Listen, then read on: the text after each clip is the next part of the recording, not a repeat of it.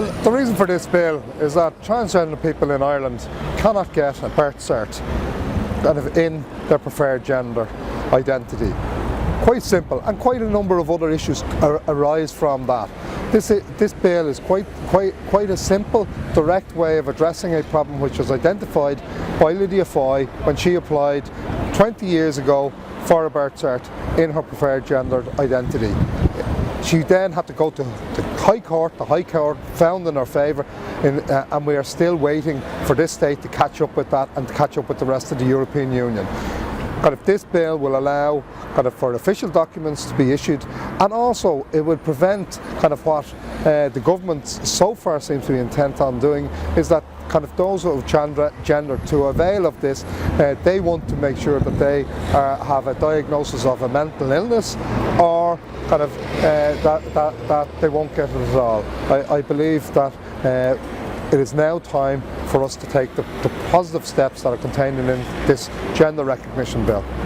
I'm Broden Jambroni, and I'm Director of Transgender Equality Network Ireland, which is TENI, and I just wanted to start off by saying congratulations to Aengus, Ó Snodaigh and Sinn Féin for bringing forward this bill. It's very progressive, it's humane, and it will go a long way in forwarding the discussions on the human rights of transgender people in Ireland. Lydia Foy began her journey to be recognized as a woman in 1993. 20 years later, she's still waiting. The entire transgender community in Ireland is still waiting. In 2007, she won her case in the High Court, and 5.5 years later, there's yet to be gender recognition brought in. And so this bill will go a long way in furthering the discussions, and we look forward to working with Sinn Féin and all political parties in progressing this issue.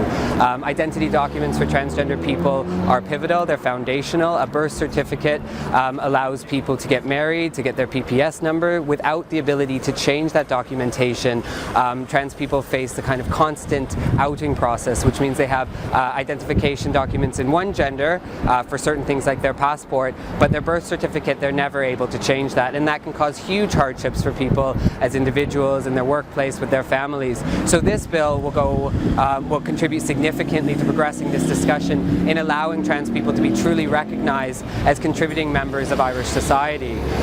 Trans people have families, trans people pay taxes, go to work, go to school, and as yet are unrecognized in this state. So recognition is something that's absolutely vital. So we're delighted to see this issue being moved forward.